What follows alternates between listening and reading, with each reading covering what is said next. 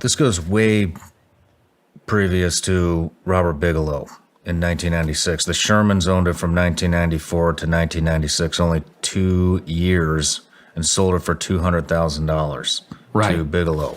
What did they sell it because of all the activity that was happening? Yeah. Well, if you go back in time, the property was originally homesteaded. I mean, you had Native Americans that were part of the process, and you had old early homesteaders that built the structures on the property and resided on the property going back to the late 1800s, early 1900s. By the 1940s, the Myers family, and specifically Kenneth and Edith Myers, proceeded to live there and ranch on the property and stayed there their entire lives. Both Kenneth and Edith ended up passing away in the late 80s and early 90s. Kenneth passed away in the late 80s, and Edith ended up being put in assisted care, I believe, in the early 90s. And their brother-in-law, who had legal authority over the estate, sold the property in 1994 to the Sherman family, who desired a place to raise cattle and their family. Shortly after the Shermans acquired the property, they were overwhelmed with not only cattle mutilation events that were occurring with their prized cows, but also poltergeist-like activity and even UFO sightings that were occurring on a pretty regular basis. They were being terrorized. Word filtered out through the community that the Shermans were experiencing this, and they were talking to their neighbors and calling people in. It caught the attention of a journalist at the Deseret News, a guy named Zach Van Eyck, who came out, was convinced that they were credible, that they were telling the truth, and wrote I think several articles detailing the accounts of UFO activity, bizarre cattle mutilations, and other strangeness on the property.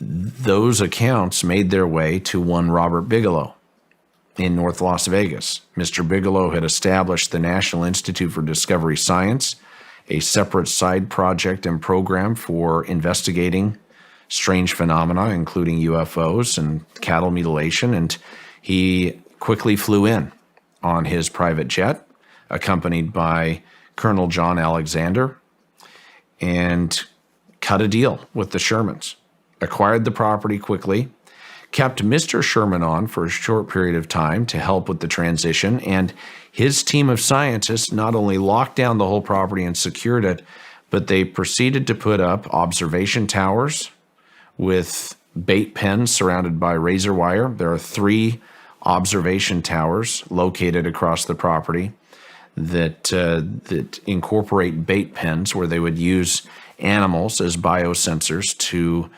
hopefully draw out whatever entities were there on the property, predator-like activity as they described it.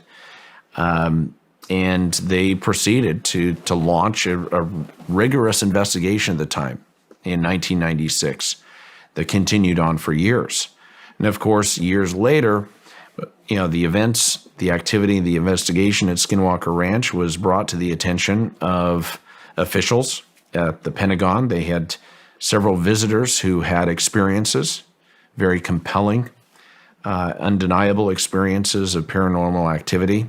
And that led to the black budget Pentagon-funded program that involved the ranch at its center, and the rest is history. But by 2013, that program had ceased for various reasons.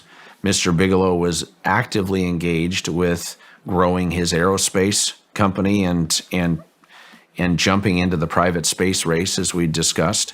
And the ranch, to a degree, it had faded.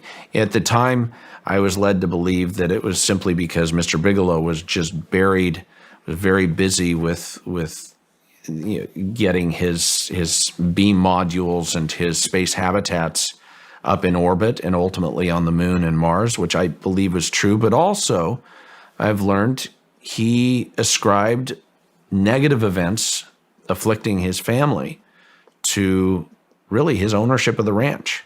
Really? Mr. Bigelow blamed the ranch for dark, disturbing events that happened in their lives. And it's not my story to tell. It's been told by others in the media and advisors. But owning the ranch was not a positive experience for him. Even before him, though, this went back to Native American tribes. I mean, even in the show, Yeah. I believe he, correct me if I'm wrong, are they hydroglyphs? Is that what you call them? Petroglyphs. So Petroglyphs. there's rock art. There's, we have a megalithic site there as well that we've investigated in the area. But there's a lot of rock art and evidence of the ancients, of the Native Americans working on the property. There's also a strange Masonic symbol that is etched into the face of the mesa that many have claimed symbolizes as above, so below. There are a lot of things relative to the history that are intriguing and a little bit ambiguous, but the Native American history, the tradition, and the fact that the Navajo tribe cursed this property as a result of conflict with the Ute tribe and the federal government is something that has been confirmed over and over by members of the community, by elders, and the ridge that runs the expanse of the property, that mesa plateau or that ridge, has been referred to as Skinwalker Ridge for a very long time. In fact, when the Bigelow team first descended on the property and set up their investigation and heard the accounts of, the curse, the Skinwalker curse, and the lore that surrounded this property, it ultimately was referred to as Skinwalker Ranch as opposed to the Utah Ranch. For a period of time, it was just simply the Utah Ranch or the Bigelow Ranch in Utah, and then took on the identity of Skinwalker Ranch as they just simply started referring to the property as such, as a result of the Native American. What is a skinwalker? A skinwalker is a shape-shifting demonic entity. It's essentially a Native American witch or warlock that sells their soul in exchange for immortality, the ability to take on the skin or shape-shift, oftentimes in the form of a wolf, a dire wolf, or a werewolf-like creature, but they can also take on the shape of other animals as well.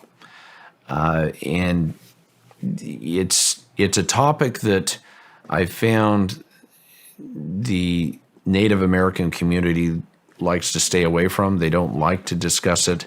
To even say the name Skinwalker is negative. Okay. And it's a key part of their cultural tradition and history.